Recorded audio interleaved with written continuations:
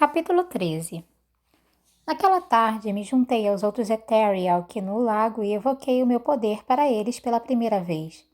Enviei uma folha de luz brilhando sobre a água, deixando-a rolar sobre as ondas que Ivo tinha evocado. Eu ainda não tinha o controle dos outros, mas dei meu jeito. Na verdade, foi fácil. De repente, várias coisas pareciam fáceis. Eu não ficava cansada o tempo inteiro ou resfolegava ao subir as escadas.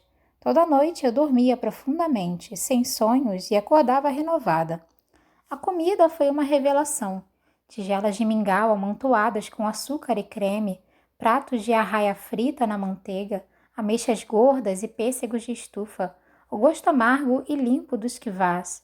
Era como se naquele momento, na cabana de Bagra, eu estivesse respirando completamente pela primeira vez e despertado para uma nova vida.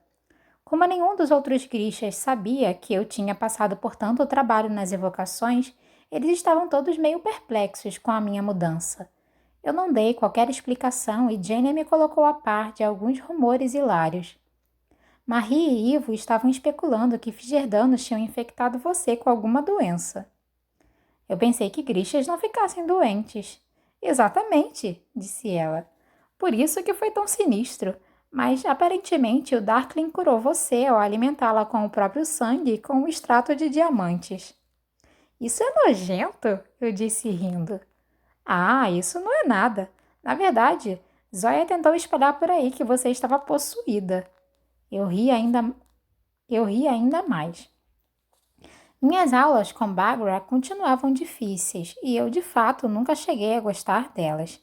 Mas aproveitava cada chance de usar meu poder e sentia que estava fazendo progresso. De início, ficava assustada cada vez que me preparava para evocar a luz, com medo de que ela não estivesse lá e eu voltasse para o ponto de partida. Ela não é algo separado de você, Bagra disparou.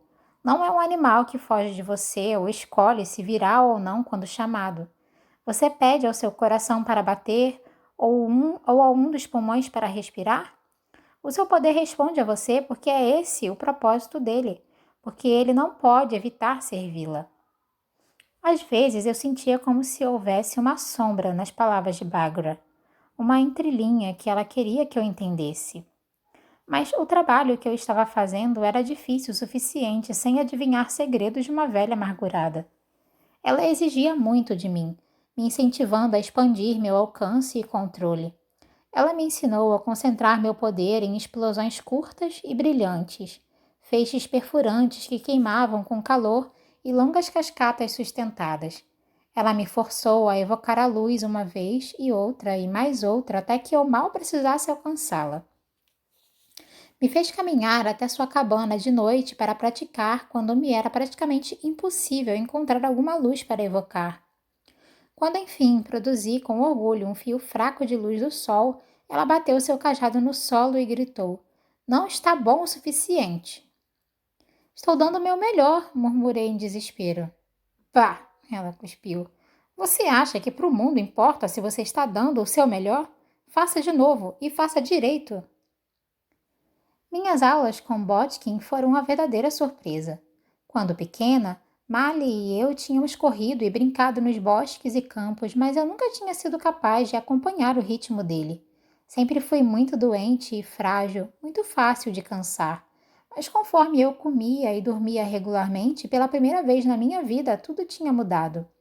Botkin me colocou em exercícios brutais de combate e corridas que pareciam intermináveis pelos terrenos do palácio. Mas eu me descobri curtindo alguns dos desafios e gostava de aprender o que esse novo corpo mais forte poderia fazer. Duvidava que fosse capaz de superar o velho mercenário, mas os fabricadores ajudaram a equilibrar as coisas. Eles produziram um par de luvas de couro de dedinhos para mim, que eram forradas com pequenos espelhos, os misteriosos discos de vidro que David tinha me mostrado naquele primeiro dia nas oficinas. Com um movimento simples do pulso, eu podia deslizar um espelho entre os meus dedos e, com a permissão de Botkin, pratiquei soltar flashes de luz deles até os olhos do meu oponente. Pratiquei com elas até que parecessem quase naturais em minhas mãos, como extensões dos meus próprios dedos. Botkin permanecia rude e crítico. e aproveitou cada oportunidade de me chamar de inútil, mas de vez em quando acho que vi uma pitada de aprovação em seu rosto marcado. Mais para o fim do inverno, ele me chamou de lado depois de uma longa aula em que eu realmente consegui encaixar um soco em suas costelas e recebi, em agradecimento por isso, um punho rígido na minha mandíbula. Aqui, disse ele, me dando uma faca pesada em uma bainha de couro e aço. Sempre leve-a com você. Com um sobressalto, vi que não era uma faca comum. Era metal Grisha. Obrigada, respondi. Não, eu que agradeço, disse ele. Ele tocou a cicatriz horrível em sua garganta. O aço é conquistado. O inverno pareceu diferente de tudo que tinha sido antes para mim. Eu passava tardes ensolaradas patinando no lago ou andando de trenó nos terrenos do palácio com outros conjuradores. As noites de neve foram passadas no salão abobadado, com todos reunidos em torno nos fornos a lenha, bebendo kvass e se empanturrando de doces. Nós comemoramos o festival de Sanka Nikolai com vasilhames enormes de sopa de almôndegas e curia feito com sementes de papoula e mel. Alguns dos outros grixas saíram do palácio para ir correr de trenó e participar de excursões com trenós puxados por cães na paisagem coberta pela neve nas cercanias de Uisalta. Mas, por razões de segurança, eu continuava confinada nos terrenos do palácio.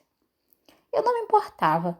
Eu me sentia mais confortável com os conjuradores agora, mas duvido que tivesse realmente gostado de estar na companhia de Marie e Nádia. Eu ficava muito mais feliz sentada no meu quarto com Genia, bebendo chá e fofocando perto do fogo. Eu adorava ouvir toda a fofoca da corte, e as histórias sobre as partes opulentas do grande palácio eram ainda melhores. Minha favorita era a de uma torta enorme com a qual um conde tinha presenteado o rei, e do anão que tinha saído de dentro dela para presentear a czarina com um buquê de flores. No final da estação, o rei e a rainha sediariam um festival de fim de inverno ao qual todos os grixas deveriam comparecer. Jania disse que seria a festa mais luxuosa de todas. Cada família nobre e oficial de alta corte estaria presente, junto com heróis e militares, dignitários estrangeiros e o Tsarevk, o filho mais velho do rei e herdeiro do trono. Eu tinha visto uma vez o príncipe cavalgando nos terrenos do palácio em um cavalo branco que era praticamente do tamanho de uma casa. Ele era quase bonito, mas tinha o queixo fraco do rei e olhos de pálpebras tão pesadas que era difícil dizer se ele estava cansado ou só completamente entediado. Provavelmente bêbado, disse Genia mexendo seu chá.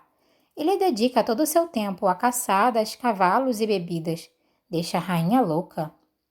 Bem, Ravika está em guerra. Ele provavelmente deveria estar mais preocupado com os assuntos do Estado. Ah, ela não se importa com isso. Só quer que ele encontre uma noiva em vez de se divertir ao redor do mundo gastando montes de ouro comprando pôneis. E o outro filho? Perguntei. Eu sabia que o rei e a rainha tinham um filho mais novo, mas nunca o tinha visto de fato. Só Bhaskar. Você não pode chamar um príncipe real de filhote, eu ri. É como todos o chamam. Ela baixou seu tom de voz. E há rumores de que ele não é estritamente real. Eu quase engasguei com meu chá. Mentira! Somente a rainha sabe ao certo. Ele é meio que uma ovelha negra de qualquer modo. Insistiu em fazer seu serviço militar na infantaria, depois foi aprendiz de um armeiro. E ele nunca está na corte? Faz anos que não. Acho que ele está fora estudando construção naval ou algo igualmente idiota. Provavelmente se daria bem com David, ela adicionou com amargura. O que vocês dois tanto conversam, aliás? Perguntei curiosa. Ainda não entendia muito bem o fascínio de Genia pelo fabricador. Ela suspirou. O de sempre. Sobre a vida, o amor, o ponto de fusão do minério de ferro. Ela enrolou no dedo uma onda de cabelo ruivo brilhante. e suas bochechas se enrubesceram com um rosa bonito. Ele é realmente muito engraçado quando se permite ser. Sério? Jenny deu de ombros. Acho que sim. Eu toquei na mão dela de modo tranquilizador. Ele aparecerá, ele só é tímido. Talvez eu devesse deitar embaixo de uma mesa da oficina e esperar para ver se ele solda alguma coisa em mim. É assim que começa a maioria das grandes histórias de amor. Ela riu e sentiu uma pontada súbita de culpa. Jenny falava tão facilmente sobre David, mas eu nunca tinha contado a ela sobre Mali. É porque não há nada a ser contado, eu me recordei duramente e adicionei mais açúcar no chá. Em uma tarde tranquila, quando todos os demais grixas tinham se aventurado fora de Usalta, Jenny me convenceu a me esgueirar pelo grande palácio e passamos horas olhando as roupas e sapatos no closet da rainha. Jenny insistiu que eu experimentasse um vestido de seda rosa claro cravejado de pérolas do rio, e quando me apertou dentro dele e me enfiou na frente de um dos espelhos de ouro gigantes, precisei dar uma segunda olhada. Eu tinha aprendido a evitar espelhos. Eles nunca pareciam me mostrar o que eu queria ver, mas a garota no espelho, de pé ao lado de Jenny, era uma estranha. Ela tinha bochechas coradas, cabelo brilhante e uma forma. Eu poderia ter olhado para ela por horas. De repente, desejei que o bom e velho Micael pudesse me ver. Graveto? De fato, pensei com presunção. Jenny cruzou o meu olhar com o dela no espelho e sorriu. Foi por isso que me arrastou até aqui? Perguntei desconfiada. O que quer dizer? Você sabe o que quero dizer. Eu só pensei que você talvez quisesse dar uma boa espiada em si mesma, só isso. Engoli o nó de embaraço na minha garganta e a abracei por impulso. Obrigada, sussurrei. Depois a empurrei de leve. Agora saia do meu caminho. É impossível me sentir bonita com você perto de mim. Nós passamos o resto da tarde experimentando os vestidos e arregalando os olhos para nós mesmas no espelho, duas atividades que nunca imaginei que aproveitaria. Perdemos a noção do tempo e Jenny precisou me ajudar a me arrastar para fora do vestido de baile de tom água marinha e voltar ao meu kefta para que pudéssemos correr até o lago para minha aula noturna com Bagra. Eu corri todo o caminho, mas ainda assim me atrasei e ela ficou furiosa. As sessões noturnas com Bagra eram sempre as mais difíceis, mas ela estava particularmente exigente comigo naquela noite. Controle! Ela disparou quando a fraca onda de luz do sol que eu invoquei cintilou na margem do rio. Onde está a sua concentração? No jantar, pensei, mas não falei. Jenny e eu tínhamos ficado tão atentas às distrações do guarda-roupa da rainha que nos esquecemos de comer e meu estômago estava roncando. Eu me concentrei e a luz nasceu mais brilhante, se estendendo sobre o lago congelado. Melhor, disse ela. Deixa a luz fazer o trabalho por você. Os semelhantes se atraem. Tentei relaxar e deixar a luz chamar a si mesma. Para minha surpresa, ela surgiu ao longo do gelo, iluminando a pequena ilha no meio do lago. Mais, Bagra exigiu.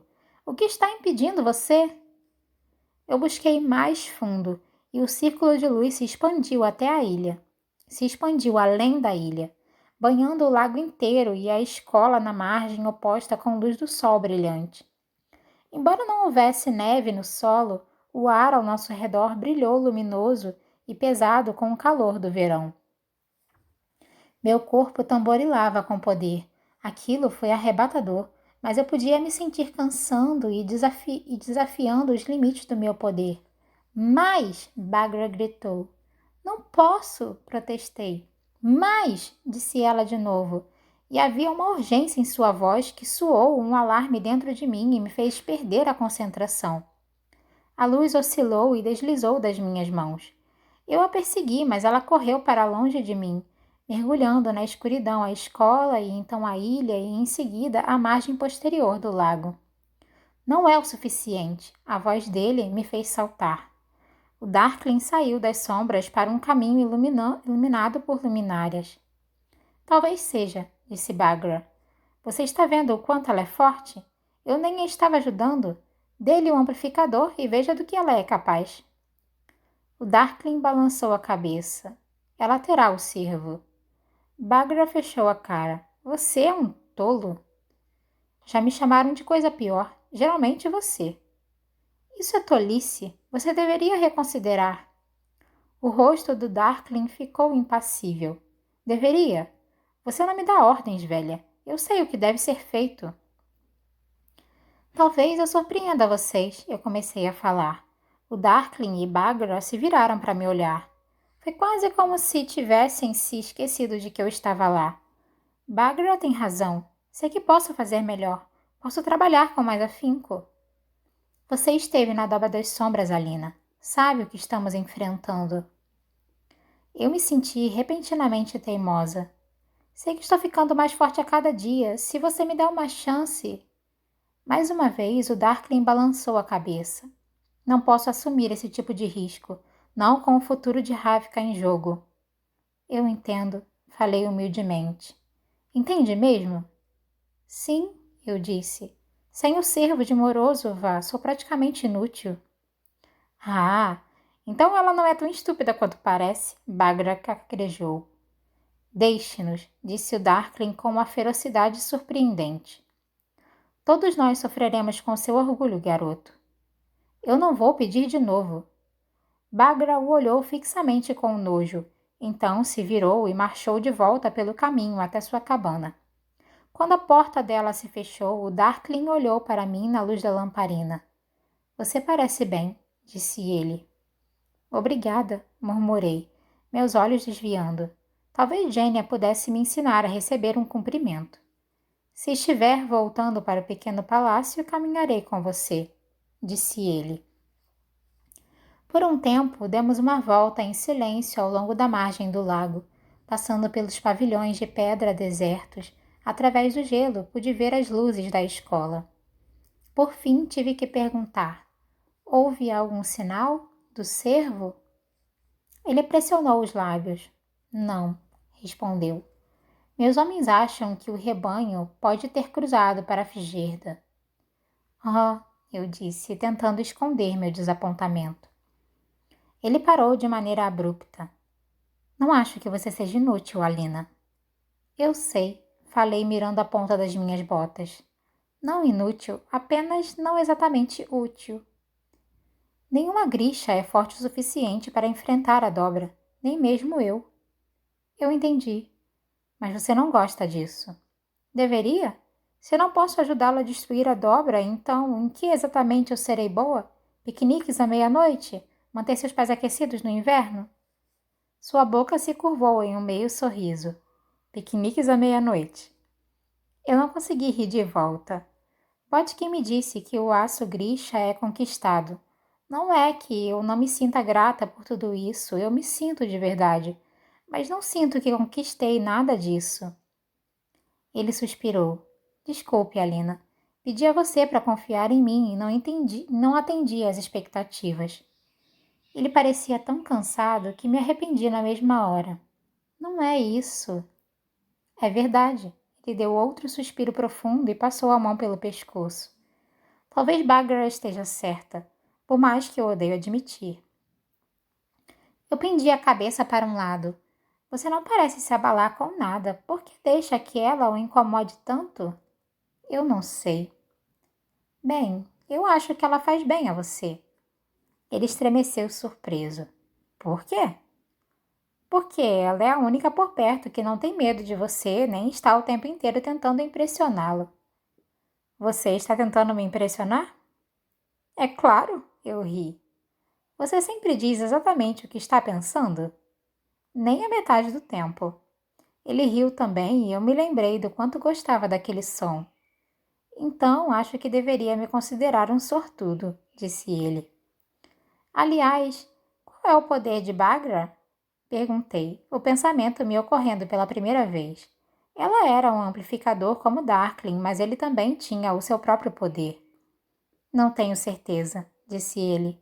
Acho que ela é uma hidro. Ninguém por aqui é velho o suficiente para se lembrar. Ele olhou para mim. O ar frio colocara um rubor nas bochechas dele e a luz da lamparina brilhava em seus olhos cinza. Alina, se eu confiar a você que ainda acredito que podemos encontrar o cervo, você acharia que estou louco?